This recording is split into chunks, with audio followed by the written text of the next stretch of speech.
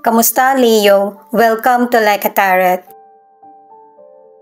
Alamin natin kung ano ang tema ng reading natin ngayon para sa mga Leo. Angels and guides, please guide us. Ano ang reading para sa mga Leo? Siya nga pala guys, matindi na yung init ngayon kaya huwag niyong kalimutan na magdala ng tubig o kaya ng towel. At saka sinabi ko na to noon na kung gaano katindi ang init, ganun din ang typhoon na darating. Kasi buhay yung mundo natin kaya nag-a-adjust din siya. Hindi ko hinuhulaan guys ha, mararamdaman nyo naman eh. Yung bang naiiba na yung panahon ngayon kaysa sa dati. 5 cards yung kailangan natin para sa tema ng reading natin ngayon. Ang unang card ay change. Ito yung dapat na i-welcome mo sa buhay mo. Kasi yung pagpigil sa pagbabago, parang pinipigilan mo na din yung swerte at makakabuti para sa iyo. Itong is naman ay connected din. Ito rin yung isa sa dapat mong i-apply. Na kailangan mo din naman ito na mag-relax ka para ma-refresh mo din yung isip mo at saka katawan. Humiwalay ka din minsan sa mga responsibilidad. Mukhang ilan sa inyo nagawa mo na. Optimism. May mga bagay na mas dapat mong harapin sa sarili mo. Kasi merong new beginning at saka posibilidad na positive na darating sa iyo. At mukhang hinaharap mo na ito. Kasi yung next card mo, kindness. Na ready ka na para sa bagong chapter na sisimulan mo. Naka-2 cards ka na para sa bagong simula at saka sa possibility na positibo. Pero kailangan mo pa rin mag-effort para continuous. Authenticity. Pinapayuhan ka ng card na ito na kailangan mabuhay ka para sa sarili mo. Hindi sa kung ano yung sasabihin ng ibang tao. Nakaka-pressure talaga yung buhay natin pero kailangan pa rin nating magpatuloy at saka magtiwala sa sarili. Ngayon guys, alamin natin kung ano ang hadlang, ano ang dapat gawin. Kukuha din ako ng rune at saka sa uli, alamin natin kung ano yung blessing na darating sa iyo. Para sa mga bagong viewers, ang reading na ito ay timeless reading at saka general reading kaya hindi po magre-resonate sa lahat. Kunin mo lang kung ano yung akma sa sitwasyon mo. At kung kailan mo napanood ang reading na ito, yun ang start ng 1-week reading para sa iyo. Ikaw na bahala magpalit kung si person mo ito o ikaw.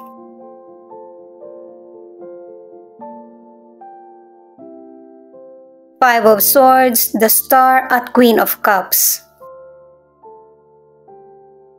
Kung nagkaroon man ng kalungkutan o kaya pagtatalo, 2 cards na nagpapaalala sa iyo na huwag kang mawalan ng pag-asa kasi merong malaking pagbabago. Ang pagbabago na ito ay fulfillment para sa career at saka sa financial. Sa career, para sa mga naghahanap ng trabaho, marami kang oportunidad na darating. Pero, piliin mo kung ano yung alam mo na trabaho. Ang ilan sa inyo sa career, meron kang mga taong hindi kasundo. Pero mas mag-focus ka sa growth, kung paano mo mapagbubuti yung trabaho mo.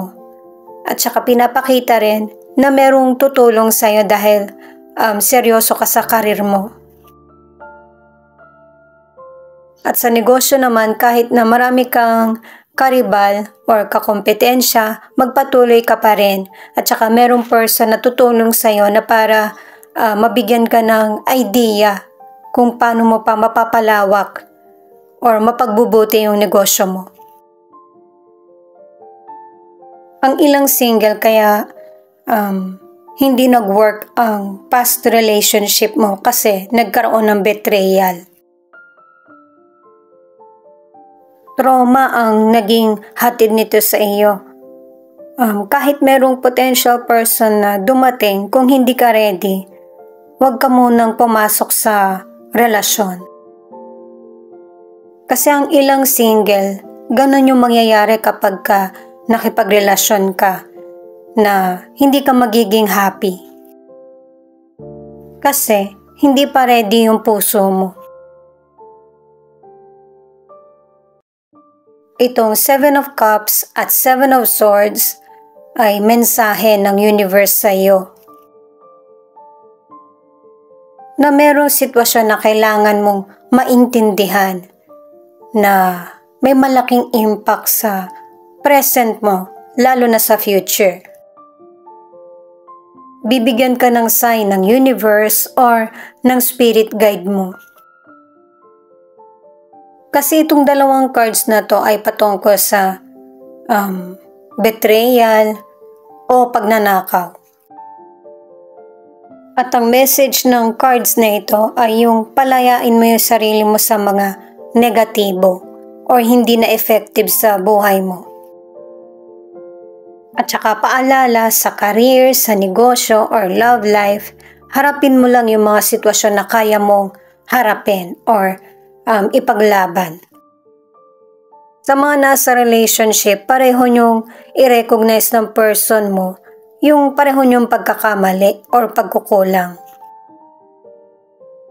Dalawang cards na yung nagsasabi na yung pagkakaintindihan at communication ang makakasolve sa problem.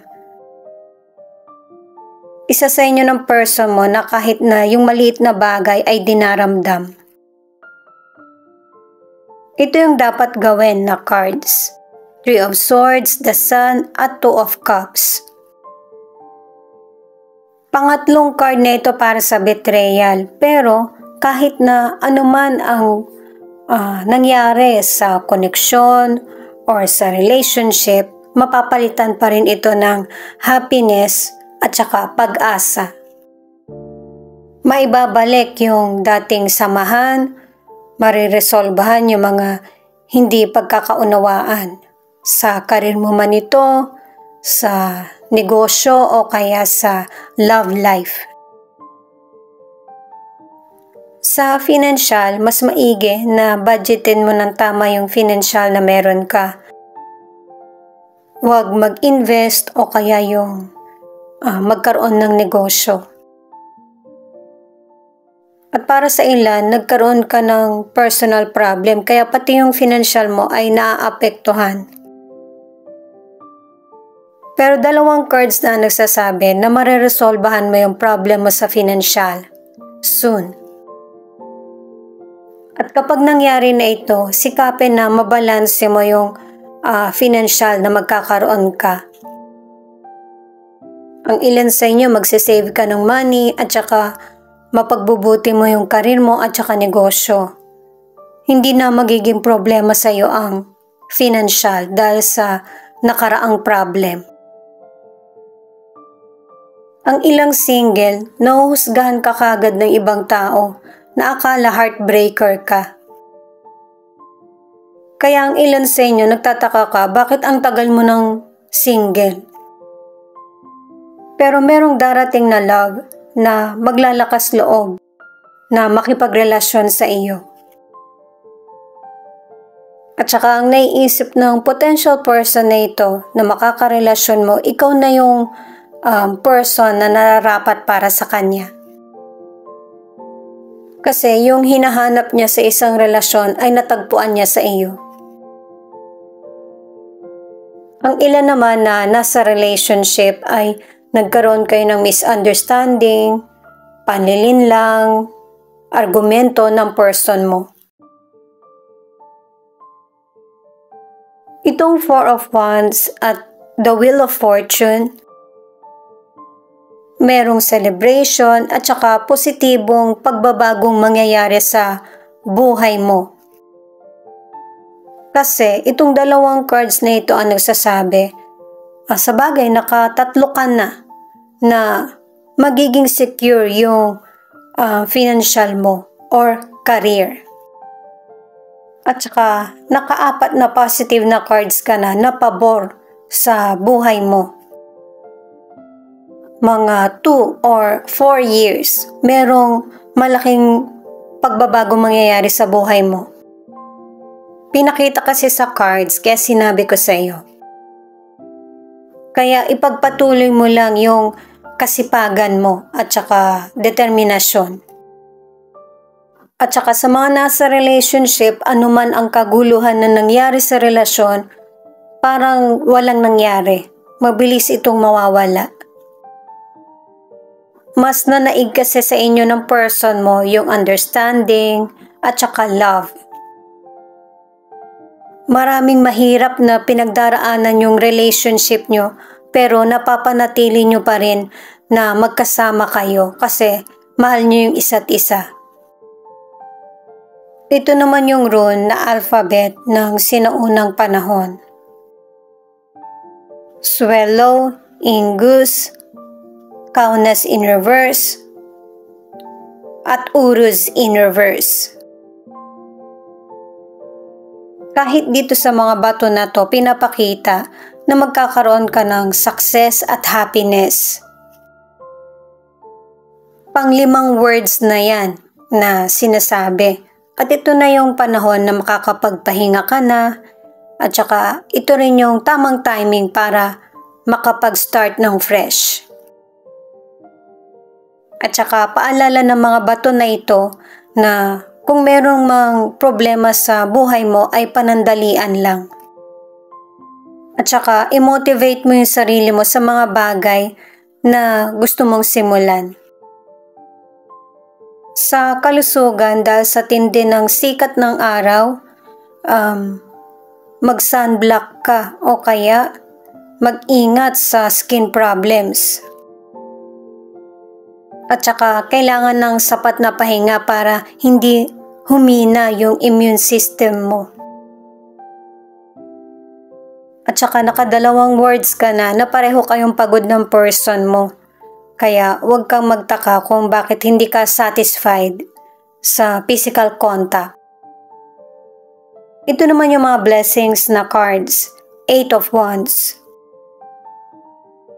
Very positive ito kasi ang ilan sa inyo, marirealize mo na kung ano yung goal mo sa buhay. Ang iba naman ay magpaplano ka ulit na mag-travel or magbakasyon. Ang ilang single kasi, meron kang lugar na pinuntahan na meron kang nagustuhan doon na person.